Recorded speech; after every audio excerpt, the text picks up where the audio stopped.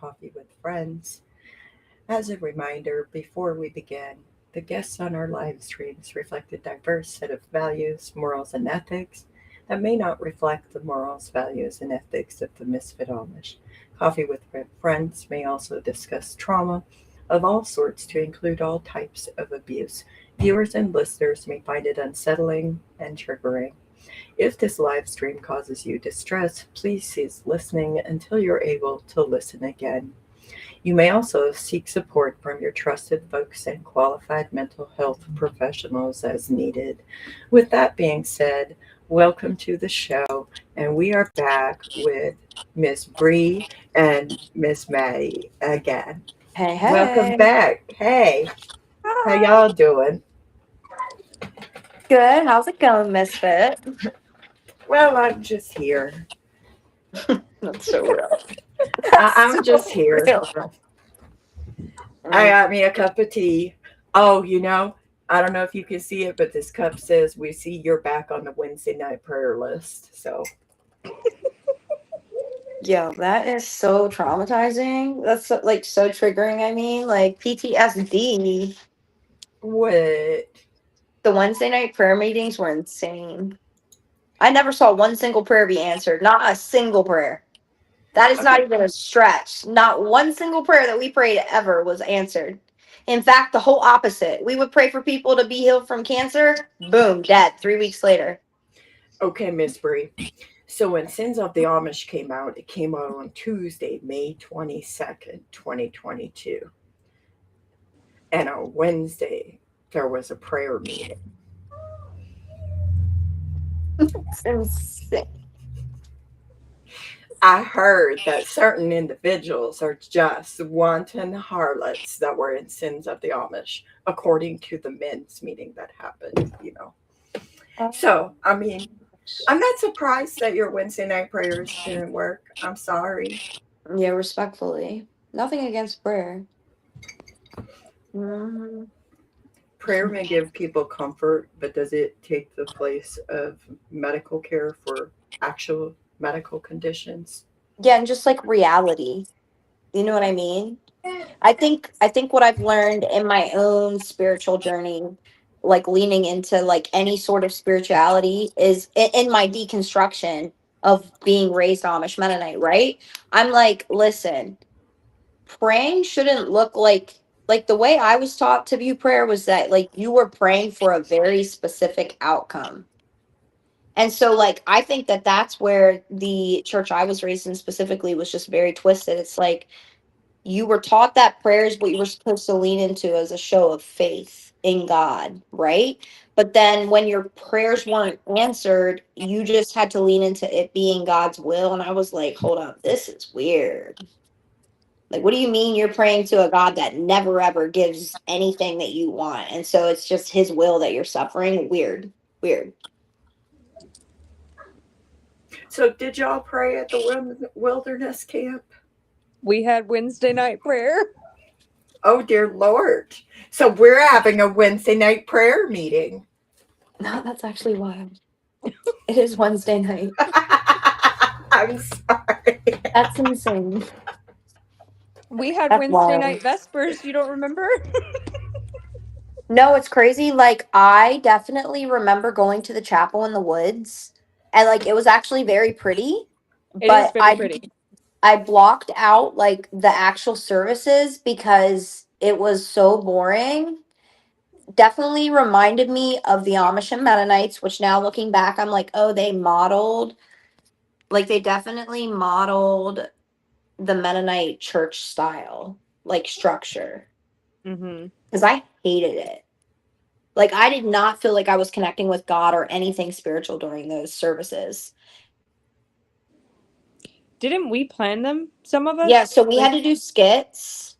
Yeah, and then sometimes we were the ones who headed up depending on the week, the group, we were the ones who had to come up with the topic, if you will. So, like, we had to read from whatever book of the Passage or Bible, book. that resonated with whatever we were talking about.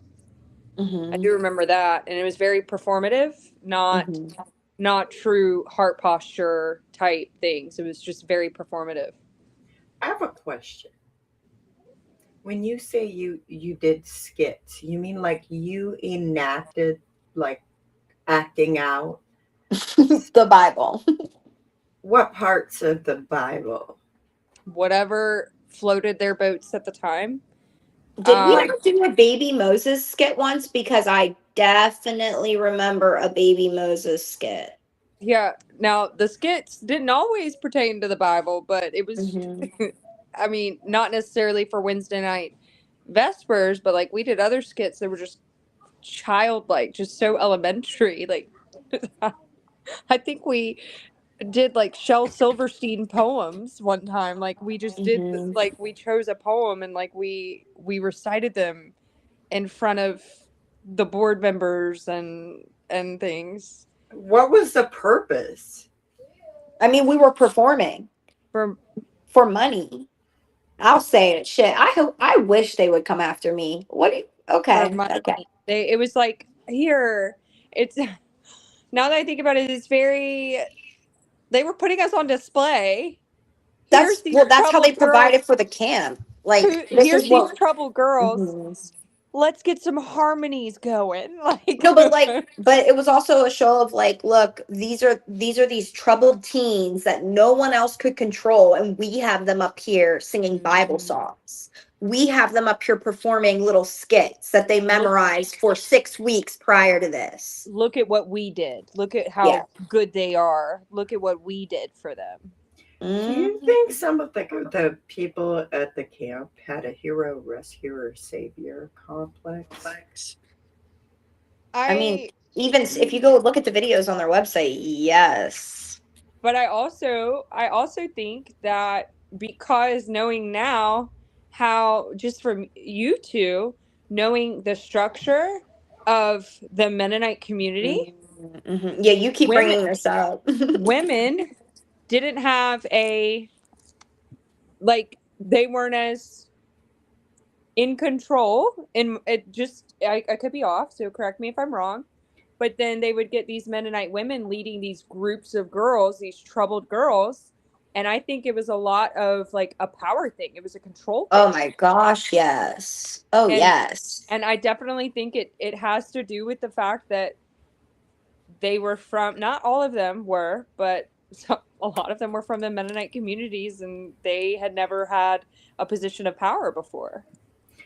And you're pointing out something that I often talk about, and that is the women that participate in systemic oppression because of their perceived benefit of proximity to power. So they become enablers, and they enable the harm to continue to thrive, and they even enforce it. They become enablers and enforcers. Either they look the other way and deny the existence of it, or they actively participate in enforcing the rules. It's the same thing as the women who would bring out the yardstick at the quilting bee to measure that girl's dress because it's not the right length. It's the same mentality. They think they have a perceived benefit from proximity to power, but what they fail to remember is that proximity to power only benefits you until it doesn't. And they could, or their children could, or their grandchildren could be one of the children that's being maltreated in the same way that y'all were treated. 100%. Very unfortunate. And then, like, when you take into consideration that at the very tip of the helm, though, of the camp, the top two leaders are men. Well, we can't have women having actual leadership roles. They have to be controlled by men. Exactly. They have to account to it, like they have to report back to a man at the end of it all. And no one can tell me I'm wrong on that, because otherwise, why have you as a grown ass man correct me if I'm wrong, and I say this respectfully as possible, like, why have you just given 30 years of 20 years of your life to troubled teenage girls? Like, that's cute.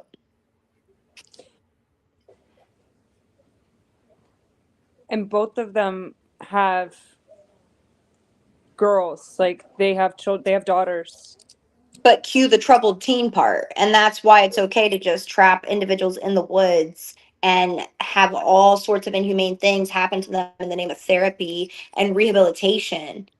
And I sit here and I'm like, But what if I ever get to write a victim statement, what I will say in that is I will address what Madison just said about the individuals that worked at this camp and led this camp have kids themselves. And I sit here and I'm like, now that I'm a parent, okay, and I was a camper in that environment, I sit here as a parent and I'm like, this is largely what's motivating my fight. I would never in my life send my child to a place like that.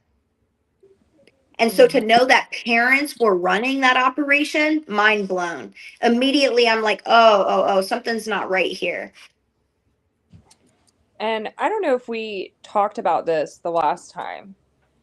We had to call them chiefs, but the women who were our group counselors, the requirement was they had to be 21 years old to run a group.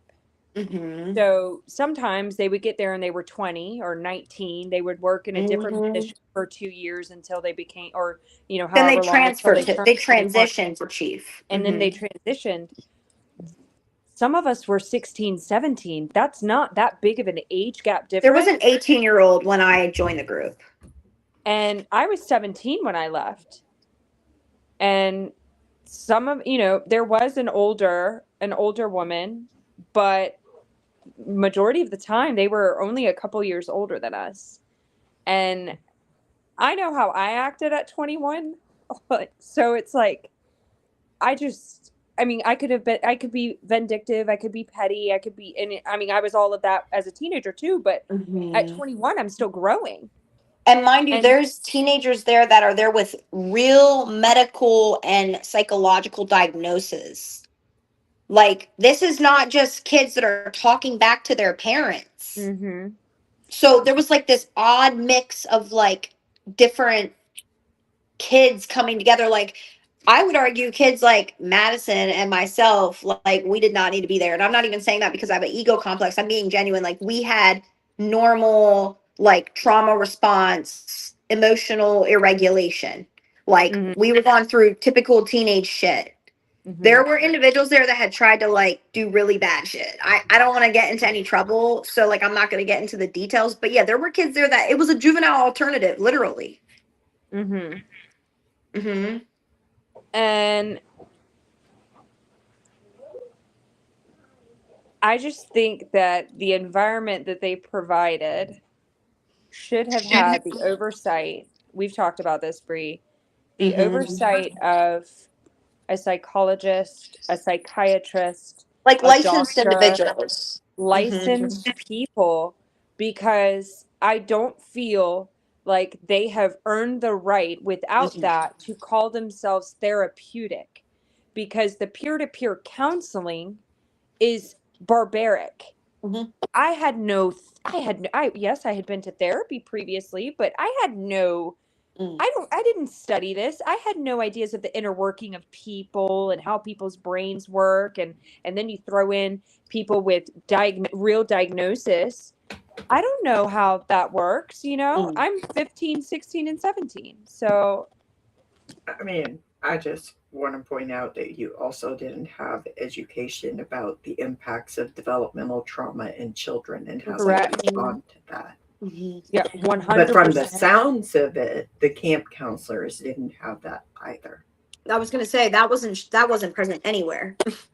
Some of them, like, just graduated college or were doing online college. Like, they were not, and they weren't studying anything having to do with behavioral things. Like you're saying, they weren't being trauma informed. And I mean, when you start to dissect the camp's policy, at least it was the policy when Madison and myself were there back in 2008 and 2009. And that was, you needed to appear positive, appear happy, whether that was in your appearance, like your facial posture, whether that was in your tone, your attitude, right? And how you were addressing individuals. Like, you had to look happy and be positive. And if you didn't, like, the repercussions were insane, like food restrictions, We'd have to stay up until 3 or 4 in the morning, still get up at 6 in the morning. I feel like Madison has a whole list of things she could add to this. Yeah, I mean, if you looked a certain way that was not showing the camp as a positive place, right? It would turn into, Madison, are you okay? Yeah, I'm good. Oh, you don't sound good. Group, let's get up, let's get together. Let's work it out. Let's work out the problem. Wait a minute. There wasn't a problem. And then, oh, you're being defensive. Well, wait a minute. I'm good. Like, everything's fine. Like, this is just So they would kind of provoke it into, like, they kind of got off and thrived on creating tension because they wanted to teach you how to deal with the tension without negative emotions. But so they would provoke you. Because now I'm mad because now you're telling me that you don't like how my face looks because it looks like I got a problem. Well, now you're about to have a problem. Now you're going to have to restrain me because now I want to fight. Okay? Now I want to get active. Now I want to show you how mad I can be. And then you get, I'm going to choose my words carefully on this. You get an XL counselor, XL in size, to restrain you, and they've got their knee. They put their knee in their my slow ass brain being like, XL, what did that stand for? And I'm like, oh. You get an extra large individual to bear their entire weight on your back in a therapeutic genuinely, we're not shaming. I actually think this is really, really important that we expound on this. Here's why. There were individuals in positions as group leaders, as group counselors. Mind you, there was groups of up to 12 girls with only 2 chiefs in place. So one for the head of each group. Like, if you could walk in a straight line, they only had 1 adult at the head of each group. There was not a 3rd or 4th adult at any time, really, ever. With that being said, we're out on the middle of the Florida Trail with that same arrangement, right? So if the group chief isn't fit, I'm sorry, maybe they shouldn't be the head person of a 20-mile-per-day hiking expedition in the Florida heat with minor children. So, like, the camp didn't even take the time to look at logistics such as that actually played into our actual safety. So I actually wanted to expound on that because I don't fat shame. I don't. Yeah. No, and that's not why I said it either. No, I know, but like I know that certain individuals could be going through things and take that. So like you put a 15-year-old up against somebody who is quite literally twice their size. No, seriously. And that creates a safety issue because I was allowed to therapeutic hold other people when you like camper on camper senior member, so there was peer-to-peer restraints going on too. And my gosh, I never had any formal training. I was just a senior camper. So and you put a size difference in there, and that could have led to, I mean, I don't mean this to be funny, but or to be cruel towards the people who have suffered by like police brutality, but the types of holds that they put us in was very much similar to the videos that we have seen across, like, I don't know. 100%. They were not trained holds. When it came down to it, those restraints were not trained restraints. They were like, oh shit, we're tackling you now. You had an attitude, you seemed aggressive, boom, to the ground. And it was never pretty, it was never nice, which of course escalated things because then these girls felt like they were being full on attacked. It was crazy, Misfit. And adding to the whole like looking happy, looking positive on a personal note, I had like a sexual abuse incident at the camp with an individual, and I was sent back to my table to eat with my group. And one of the head people, a woman, saw my, I guess, bad attitude on my face and grabbed my plate and literally shoved my food into the clear cups that we would drink water out of, mashed it together, and told me I'm going to eat it with a smile on my face. Like, that is their discipline methods. And I saw that discipline method be carried out with other individuals that I was at camp with over the time. Madison, the one that starts with the S. Yeah. That camp, that was the camper that went through it with that cup smash shit. Mm-hmm. And I have like food trauma since then. Like if I have like more than one item of food on my plate and it even accidentally touches the other, can't eat it. Mm-hmm. Well, I mean, this gives a whole new perspective to what is toxic positivity. Mm. Mm-hmm. Yeah. Damn, Misfit. Because And that was with one hell of a summary.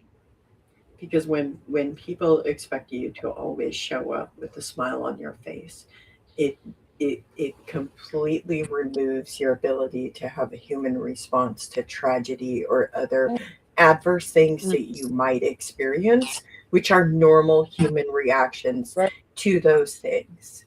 Mm. Yeah, that's not it. That's not realistic. It's unrealistic. Mhm. Now, what they have tried to say in current videos that they have is that they understand that we're not trying to we're not saying that these campers that come through here are never going to have problems, but in reality, that toxic positivity, I'm sorry, it's hard to be positive all the time, okay? But what I can do is I can find a way to better work through negativity. Mhm. Yeah. That's not what it was. It was, let me drill this in your head, have a smile on your face all the time. 100%. And yes, giving- Holly, that was mine. So they give you a toolbox filled with like toxic tools. And I say that because when you have emotions and having emotional intelligence would allow you to find a way to process that emotion and to deal with it and find a way to express it and come back to baseline. You can't do that if people are, instead of de-escalating, which there are de-escalation tactics that can be used, there is de-escalation training that can be used, but instead of de-escalating, it sounds like they were escalating, intentionally escalating. Respectfully, yes. That's what I felt a lot of the times, especially if you were somebody who maybe was more popping off at the mouth. Like, I'm crying. I have a smart mouth. I still do. I'm very quick on my feet sometimes, especially when I feel threatened or when I feel like I don't like a certain thing that is being said. If I don't like your tone, I'm gonna let you know. You're gonna know it one way or another. And so yeah, like they definitely escalated that. Yeah. I can't. And they're still labeled. Can we just touch on this? They are labeled as a non-profit. I think we hit on this last time, but it just grinds my gears. Non-profit. And yet the amount that they're charging monthly for some of the individuals, it's really, the sound is crackling on my end. Do you guys have good audio? I hear crackling. It's crackling a little bit for me too.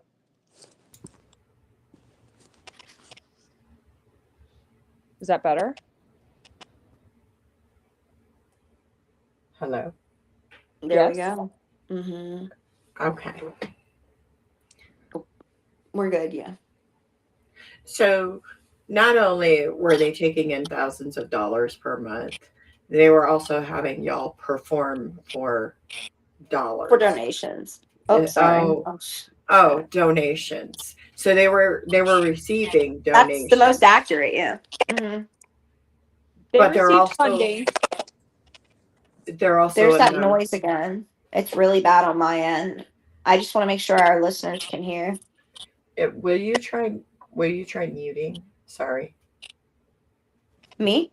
Yeah, let's see who has who's the problem child. I'm sorry. We got to sort out the issue. I'm the problem child. Okay. All right. Okay, Maddie, can you mute? Sure. Okay. Now I don't have it. All right. I'm going to have Bri unmute. Is it you? No. It's not me. Do you hear it? No. Okay. I think it's Maddie's mic. There's something. I don't know if you can leave and come back. And it wasn't from the beginning, Maddie. It wasn't in the beginning, but now it is. Mm-hmm. Yeah, maybe there's something wrong with your mic. Okay, what about now? I don't know. I can't hear it. Okay. Well, if we don't have that, that's better. For sure, respectfully. I also have like some for like glitch in my brain that I was gonna last maybe 30 more seconds with that. I literally was gonna have to get off. Like no, like I'm broken. I'll be the first to admit it. Okay. What makes you say you're broken? Because I like have such a small tolerance for certain things, and I know it's because of certain traumas I've lived through. Like seriously. Yeah. I don't Mm-hmm. think that makes you broken. I think that's a normal Thanks. response to the Thanks. shit you experience. But I mean, what do Thanks. I know? I'm not a A lot. therapist. A lot. Not a therapist here. So anyway, so to recap, like where we left off at, I was just saying that they received donations. They had y'all perform for donations, and they Mm-hmm. took in money for the girls that were sent to the facility. And Yeah. they were a nonprofit, so all of these donations they also didn't pay taxes on. Cute. I'll at this point, I wouldn't be surprised if they also receive state funding and federal funding. But Well, we could get into that a little bit. Okay, so with our research, we requested our records. Yeah, so this is all proven. This is not hearsay, please. We do have documentation. Yeah. In 2024, when Bri and I were in contact in 2024, early like February to March 2024, she wasn't getting the response that she deserved and needed, and so I reached out. And it took them a couple of days, but they sent me my records. And silly director put a cover page that said, "We wouldn't have your school records as you were enrolled at such and such high school. So you will need to request your records from them." Now, they knew we never attended school. I never walked in those doors. I never attended classes. I never went there. Right? Mhm. So I called the school district up there, and I was probably on the phone with like 4 different people. And all of a sudden, a lady calls me back and says, "Yeah, I don't know why they told you that your grades and such were given through us. You were only enrolled at our school for funding." Mm. And she goes, "And I will not be able to elaborate further, as this is what somebody told me who is familiar with the camp." And she could not elaborate further because she just doesn't know. And then also the, like, what else are they going to say?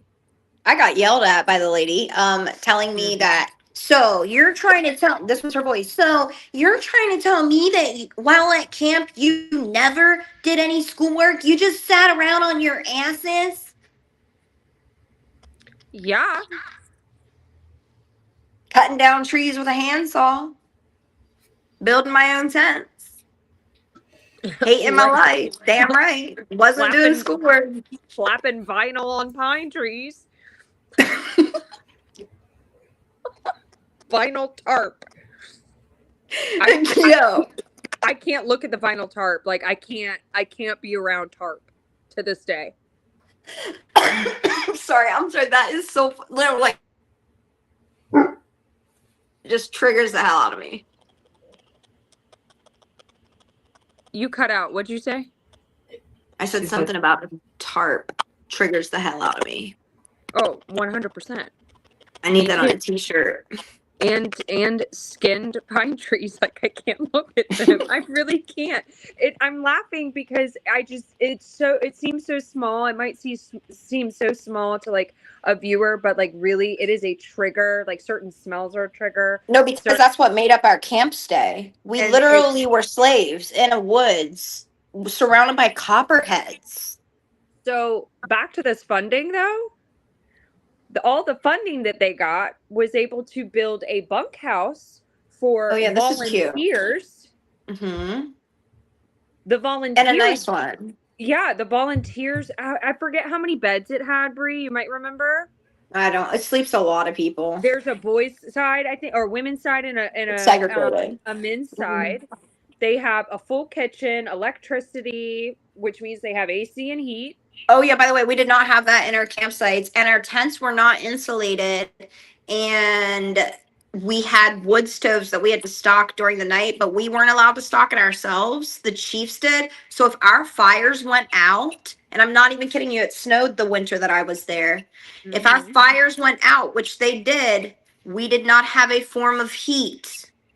I was not allowed a sleeping bag in that tent. We had to make our beds military style. So we had to have the type of bedding that could do the military tucks. I will say I can make a mean bed now. Don't play with me. My hospital And corner we is were still on timed. point. We were timed, yeah. What was it? We had to do it. We like got praise for whoever did it the fastest. I was the motherfucking fastest, so I don't know, bitch. I was just done. I was just done. You had to flip your mattress. Yeah, you had to do a full fucking sweep. Bitches had razor blades falling out of their bunks and shit. I was like, oh my gosh. I was so traumatized. Are you crocheting, Misfit? I love her. I just love her. I'm just saying, sometimes you gotta laugh about things because otherwise you'll cry. 100%. And we can't always cry. So you don't have to apologize for laughing about the things you're laughing about. I just never want people to as think much that as I can. It's funny to me, or it's comical. I have to laugh at myself because just talking about this, I've uncovered some deep connections to how I handle things now, and it's current day. Yeah. And so it's like, oh, that's why. Oh, it goes back to 2009, 2010, and 2011. Who would have thought? And then, my mind just starts like going down these rabbit holes of Dina, I have no volume. Dina, you are correct. Sounds like they were trying to break your spirits. 100%. Breaking me down as a person, breaking Bri down as a person, breaking the girls down as people to get us to. You don't have volume? I can hear everybody just fine. I can hear you, Misfit. I couldn't hear Madison for like 30 seconds. Can you hear me now? Mm-hmm. Okay. So yeah. I love that somebody just commented that because it was all about making us conform to who they wanted us to be. And if you were a bright light, they wanted you to be a little less bright so that this person could shine, or this person, or like they didn't want you to get too big or to be too their happy. Business was making who you were the problem. That's what they monetized on. That's why they had a camp. Like there was nothing good about us. It was honestly disgusting. And you had to figure out how to beat that system or you were not going to get out. I think that to date, I graduated the fastest of anyone literally ever. I just have a question. Okay. I don't know about the Mennonites, but I know your parents, Bri, they came from the Amish, right? And they started this Amish Mennonite church, or they were part of this creation of this Amish Mennonite church. So, and it wasn't a part of any conference, so completely non-denominational Amish Mennonite. Okay. Right? I just want to point something out. Of course, they would send you somewhere where they would try to break your will. Because according to good Amish, you break the will of the child in the high chair. And I'm saying that that is something that I heard preached in every Amish place I lived in. That's like a core part of their teaching. It's a core theology. So that's why it makes sense that they would send you off to somewhere where they engage in even more harmful behaviors. To me, like growing me, it's so devastating. Like hearing what you're saying, it completely tracks and it's like validating and it brings so much affirmation. But in the same breath, it's devastating because I'm like, wow, like what little me, what teenage me had to go through because of that theology. What the hell? And again, I speak as a parent, And then the other part of that is they will teach people that you don't love your child if you don't break their will in a high chair. So they weaponize love Yes, love. as They say it's love. violence. After every Yeah. single spanking, I was told how much they love me. Spankings where my underwear were pulled down and my dress was pulled up and I was bent over a knee. Yeah. In love. I've heard this hurts me more than it hurts you while Oh bent yeah. over getting a spanking Mm-hmm. with my pants down.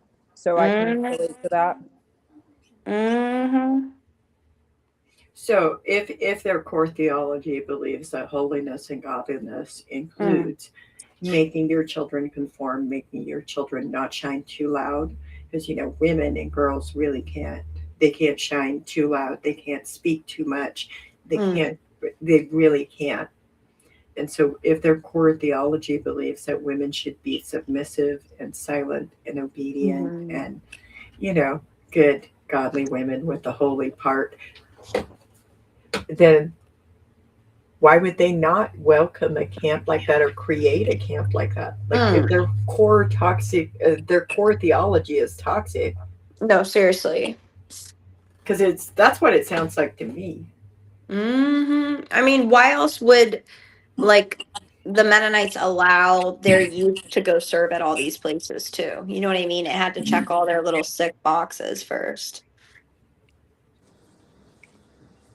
I wish I would be able to look at I should have went live on a different device because I wish I could look at my messages because an ex, so like the woman I was telling you about that has the sister that was like an ex chief there, she messaged me something and it's talking about other girls from the camp coming forward with accusations and I can't see the rest without swiping down. Hmm. That is the tea. Right? So, anyways, so the Mennonites have infiltrated the camp, We if sure you have. will, and it's based in their core theology. Mm. And it's authoritarian in nature. Mm-hmm. And they're using theology to justify their violence. And they're still doing it today. Very active. I mean, we obviously, I say we can't name the camp. I don't fucking know. You know, defamation, yitty yitty, whatever. But a quick Google search should tell you what you need to know about this place. And if you look at the Google and Yelp reviews alone and the Reddit, it's astounding. Like current day reviews. Might I add that they do delete them if they don't fit a narrative. Mm-hmm. And so there used to be a lot more from a long time ago, and they went in They've and scrubbed. deleted them. They've scrubbed hard. But there's a boys camp that's attached to, or that it's down the road, and they will literally go in under a bad review and say, sorry, we have no record of you ever attending. Mm-hmm. Which I think just goes back to when Bri initially requested her records, them lying and saying that they didn't have very many or none at all, or just gave her the runaround and like didn't want to give them to her. But why would you keep some and not all? And then the whole, oh, the school has this, and then the school saying, oh no, your grades were given this way. Like, it's just very like, I mean, the state is in on it. They have to be. Like the school district, that like, how else does this place run? And I mean, think it's we've already proven that the school district is a very and I real think part though, of it. like with them being labeled as a 501c nonprofit, I think that is how they escape a lot of the oversight and auditing that The would, regulations. Mm-hmm. that would be typical in a residential facility like Yeah, they like are. different legal safeguards that are typically in place to oversee like rehabilitation facilities For because they minors. operate like a rehabilitation facility. Mm-hmm.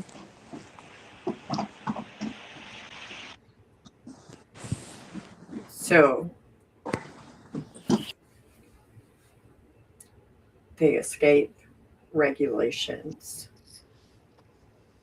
by I mean, being in that. 100%. Are Otherwise, they are how they do you explain the lack of licensed professionals on the campus? are they registered as a religious like a religious organization? What are they registered as? Do you A They know? say charity. that they're a Christian ministry, A charity. but it says 501c nonprofit. That's how they're skirting around the rules. Mm-hmm. But they are registered with the state as a licensed child care facility, which is like a tier below a rehabilitation facility.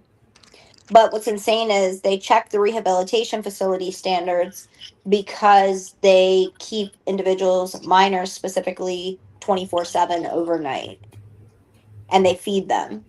So those are the three things that you have to check box wise to fall under rehabilitation facility. Yeah. So a lot of like truths on a technicality bullshit. I know that somebody asked me, did I really stay there overnight? I was like, yes, I was there for 5.5 Oh weeks. yeah. Yeah. We went home sometimes at 11. It just kind of depended on when your parents got there or when your ride got there as to when you Yeah, went nothing was set. and so we ate breakfast, and then, like when it was the home visit time, it was 5.5 weeks from the time that we got there. I think And it's 6.5, but yeah. well, they say It's 5.5 online. oh, Five do and a half, they? 6 Okay. weeks, yeah. I thought And it said so, 6 weeks. That's crazy. well, when I was going back through certain dates of like when I got there and then when I was home, like it matched up to about 5.5, like 5.75, like Nice. almost a full 6 weeks. And Mm. then we would go home on a Friday, and then we would spend 3 full days with our family and then go back on a Tuesday. And Tuesdays were the worst, like I think for like group work and all of that, No because one wanted to be back. nobody and And everybody some was, girls didn't even get to go home though. yep, I remember that. There was a I couple, didn't go home one visit. The first round of visits, I didn't get to go home. which is crazy, Mm-hmm. because then you had a certain individual who was annoying watching you 24/7. Like I just, it makes me mad for the Honestly, people who are still there. yeah. My heart hurts for the people who are still sending their children there. Not even, I don't even, my heart doesn't hurt for the parents because like they just didn't do their research enough. They didn't look at the reviews, obviously. But my heart hurts for the girls because some of them are probably so brainwashed they think this is normal. And then after they get out, they're going to be like, It takes whoa, this wasn't years. normal. It took me 18 years to get to a point where mentally I was able to unpack like the horror of all of this. 18 years. And it's crazy because in talking to a legal entity about this, that was when I recognized that there's been an 18-year gap. And it literally was not until that. Okay, you're cutting out, Bri. Oh no. It took 18 years until what? Recognize that how terrible all of this was. And when I was talking to like a legal entity about this, and the individual asked me when all of this occurred, and I said 2008 and 2009, it took that person doing the math for me to be like, holy shit, that was 18 years ago. Because in my head, when I tell you that certain aspects of my camp stay feel like last week, like yesterday, because that is how it's literally affected every part of my adulthood. Like I've carried it with me so closely that I was only able to start speaking about this in the past like year and a half. And even so, very, very, very little, like it's taken me up until like current day to be able to like, wait here, this is what it is. You know what I mean? Mm-hmm. Well, I'm glad you made it through that. And I'm Mm. glad that you're here speaking. Thank you. So- Because 18 years of hell for real, like 18 years of mental hell. So, like, what made you start speaking about it? Yeah, so there's a few things. Number one, I've had to advocate for my kids on a legal level because of a very violent thing that happened against them, right? I'm not really wanting to get into that. But then number two, one of my childhood abusers, one of my You're frozen. I have you guys. It doesn't Okay. even Last I heard was one of my childhood abusers. Yeah, so one of my childhood abusers from the Amish and Mennonites, his wife actually DM'd me via Instagram like last spring, and it landed in my message requests. I've never followed her, she's never followed me, and she basically offered an apology for how everything went down years ago, and basically that was that she accused me of wanting her husband because her husband was taking a 10 and a half year old kid, that was me, into a truck, right? And no one ever asked what he was doing to me in the truck. So, with that being said, that was the first tangible proof, if you want to talk in terms of proof, that adult me and even kid me arguably has ever had. And I've been running with it ever since. Like, it really gave me a leg to stand on, because it's that situation from my childhood that my Amish Mennonite adoptive family has held over my head literally up until I received that message last year. Like, they would use that as like, oh, Bri was basically a slut, a Jezebel at the age of 10, 11, 12, 13, whole time I'm being abused in the truck. And mind you, he's the pastor's son. So with that being said, having my abuser's wife reach out and apologize definitely got a lot going mentally for me. It kind of freed me from a mental hell of like, I didn't even speak about being abused by that guy because I knew no one would believe me, you know? Yeah. Well, And then also with the camp thing, I'm speaking because having come to the understanding that this place is still alive and going has me fucked up.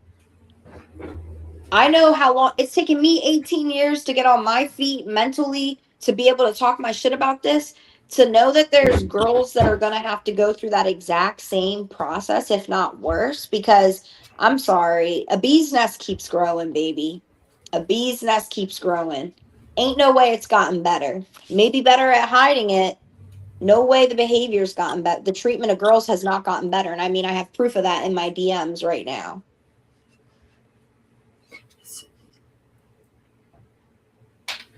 I feel that, Bri. I feel it.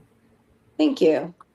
And the one thing that people can't do or shouldn't do is, one, like, we always want to be careful that we're not telling other people's life experiences. Mm-hmm. But when we know what we experience, we can talk about that openly. Absolutely. And I think that's something that I really appreciate, because it gives people autonomy over their own life experiences. Survivors deal with things in various ways. And even if they never speak, they are still valid. And their experiences do matter. But it is not up to me to go out somebody as a survivor. If they want that information out there and they want to talk about it, they are allowed to. Because part of what happens when we experience so much abuse is our autonomy and our choice and control over our own life, and even about our life experiences are often taken away from us. Yeah, because you're honestly conditioned for that to be your lifestyle. Anything else feels not normal. They normalize abuse and call it love and holiness. So now you're stepping outside of that. Yeah, man, it feels good. Honestly, I remember saying to Madison on a phone call probably 2 weeks ago now that like it came down to a thing of either this situation takes me out mentally or I take it out. And like I really mean that, and I still feel that. Like, this has been the fight of my life. I mean, having to be this age and where I'm at mentally, emotionally, where I'm at in my parenting journey with my kids, and having to finally now kind of have this download of like how actually terrible all of this has been is just, I mean, it's It's crazy. So I got to get them. You know what I mean? You got to do what you must. Yeah. So Yeah. I think yeah. getting emotional. You're getting emotional. Yeah, because I'm just like thinking like what I went there for, how I felt when that's the decision that was made for me. Mm-hmm.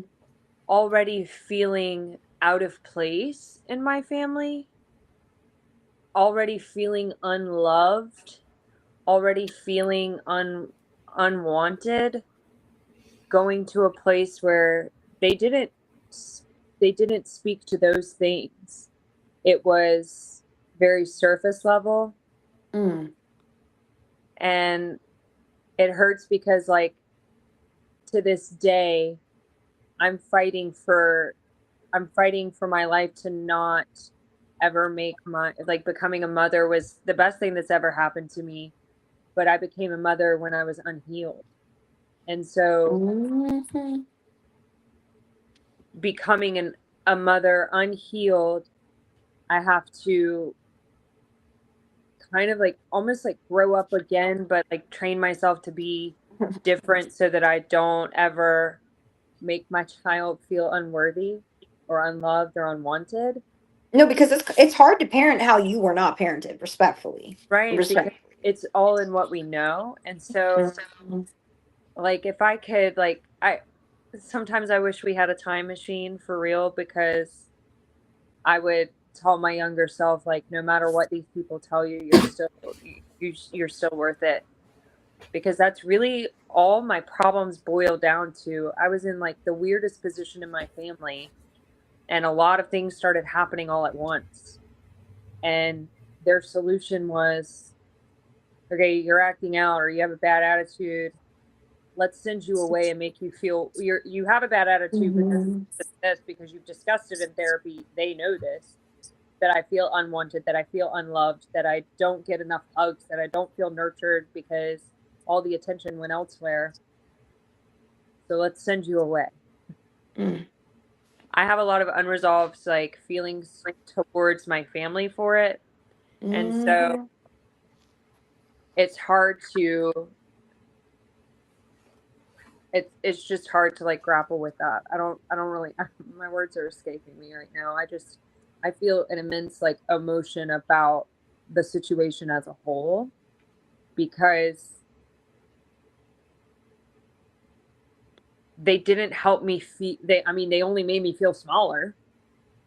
They didn't make me like feel more worthy than, like A lot of psychological abuse, like a lot of beratement, undermining, degrading. And like Madison shone so bright. Like I remember when you first showed up at the camp, Madison, like I swear you had something sparkly on your eyelids. Ponytail was high and blonde, understand? And girl definitely wore the cutest shit that she could possibly pull off to walk. The jeans, I don't even know how you pull those light blue jeans off, girl. They were too tight to be walking into that campsite. I was like, okay. And she was strutting her stuff. And like honestly, looking back on it, I remember how they started to dim your light, but you gave them a fight. But like really, they had a problem with just her energy, like that alone was what they honed in on with you, and that's devastating. So I can see Yeah. what you're saying with that. Like I definitely saw that firsthand. If I'm hearing correctly, what Madison says is she felt unworthy. Mhm. She felt disconnected from her family of origin. Mhm. And the solution was to separate her further from her family of origin. That's crazy. That's so sad. and that's still how the setup is today. So I have a really hard problem connecting with them because they didn't go through the program. They don't know It was the very disruptive. yeah, they Mhm. don't know. Like they have core memories. There's 3 years total, because I didn't go straight home. I mean, I went straight home after camp, but it was very short lived. I went into other places after I left. And so they have 3 years of memories, like vacations, inside jokes, pictures. Like there's documented memories that. And then the memories with you are weird days like family day at camp. So like not even a legitimate memory. Yeah, and so, and Bri, you probably have that too. At least for the 9 months that you were gone. My family hates me. They hate me even more. Yeah, so it doesn't even count. The connection, there is none. Like, I have such high anxiety around them because, like, I can't. So, like, all of my siblings, it's just very hard to connect with them. And I'm also, it caused a massive disconnect for you. Well, yeah. So now, like, even though I still have some unforgiveness towards my mom for sending me, like, my mom's my best friend, but it comes in waves. Like, sometimes it's not always like that because I get triggered, and then I just, I go off. I'm like, wow, you ruined my, whatever we do. But there's such a huge disconnect because I'm not a part of 3 years worth of memories and inside jokes and good times. And it's like, it was so easy for them to just like forget I existed. That's how it felt. Like I didn't exist to them. My mom had to force my brothers to write me letters because, again, we could only communicate via snail mail. And so my mom would force my brothers to write me while I was there. But a letter, like, yes, it's a letter. Yeah. It was written, but it's so much. It was bullshit. Yeah, than those like that personal one-on-one time. Like, I still missed it. I was still gone, So even now, that connection is just like, I feel like it's irretrievably broken because they don't understand. Like, they don't get it. Have you ever heard of abandonment trauma? Oh, 100%. Yeah. Okay. Okay. With that being said, we should probably wrap things up a little bit. I think it could be a very good thing to just discuss a little bit about what you would say to people who are parenting their young parents and they've experienced trauma and they feel like they don't have tools. You said if they're parenting their young parents, or if they are young parents parenting? If they are young parents parenting and they have experienced trauma and they feel like they don't have tools, what would you say to them? Outsource, baby. Outsource. Outsource. But outsource to licensed professionals. No, not the kids. Don't outsource the kids. I'm saying outsource therapy-wise. Like, get yourself, work on yourself. Like, do not internalize that and think that it's going to get better. And don't think that being a parent and that do not think that your kid is going to heal you. Your kid isn't going to heal you. You need to heal yourself. I saw the craziest TikTok about that. For your kid. This lady was like, she was like 9 months postpartum, so I want to add that for context, respectfully. But she was talking on TikTok, I will try to find this, about how she was able to quit her therapist 3 weeks after her baby was born because her baby has healed so much of her trauma. Again, that's great, but I was like, oh no. Okay. Please God, no. Okay, I just want to say to that's what my mother said. No, I just want to say this to Maddie about the unforgiveness. I have known people for decades that specifically said they practice unforgiveness because some things are unforgivable. And they find resolution because the thing is we don't need forgiveness. We need resolution and peace despite what happened. You don't get resolution and peace despite what happened by denying what happened and then giving out this forgiveness. But then you live with complex and chronic PTSD that forces you to relive the traumatic events on a regular basis that impact your ability to parent. That's you hit it on the head because I have this overwhelming need to not forgive. It's resolve. Like, I need the resolve. I need the resolution. And not everybody is wired that way. Like, no, they don't get that part. Right. So regardless of that, regardless of where people are in parenting, I want you to understand that another person does not heal you. You heal yourself. You're the one that can be empowered. You have the skills, you have the capabilities. You can go out and seek resources. I know people have told me that they don't have access to therapy or licensed therapists. When I tell you that there are human services places around the United States, I don't know what it's like for other countries, but there are human resources for people so that they can get help in getting access to the resources that they need. Even if social services just gives you a list of places you can go for very specific needs, there are places you can go for resources. It is not a shame to need help. I wouldn't be alive today if I had not reached out and gotten help. And luckily, I got it through a licensed therapist. Yes. And Maddie, did you have anything to add to all of that? Just with the, maybe some unhealed parents like me, I think, for me, the best thing that works for me is, you don't have to take it day by day, because sometimes that's too much. Sometimes it's just a moment at a time. And that's been huge for me. So, when you look at it really big, it can be very overwhelming and triggering. But if you just break it down one moment at a time, okay. And sometimes that's all you're going to win in that day, and that's okay. Thank you.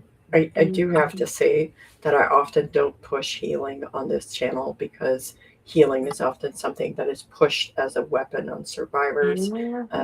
I like to say that it's recovering from trauma, because technically, when you understand how the trauma impacts your brain, developmental trauma especially, you understand that you're recovering from that.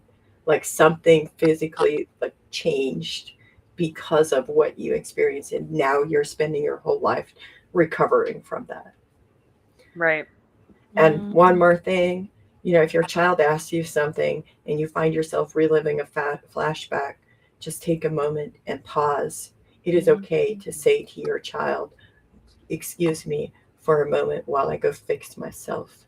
You're allowed to take a moment, and you're allowed to recenter yourself and recover from that flashback before you go back and address it. And quite frankly, when your kids get to be teens, they ask interesting questions. So with that being said, thank you, Bri and Maddie. I appreciate y'all coming and having these conversations. I think it's really important that we continue to speak out against harmful, oppressive systems and the ways that they exploit children. Thank you, everybody, for listening and engaging with this content. As always, like, share, comment, and subscribe. Thank you to our Patreon subscribers. As always, produced by the Misfit Amish. And the art used in this production is by BJK and MB. Until next time.